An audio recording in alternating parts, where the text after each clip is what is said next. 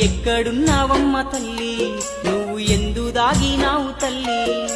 ఏ చోట ఉన్నావమ్మా నీ భక్తుణ్ణి కరుణించవమ్మా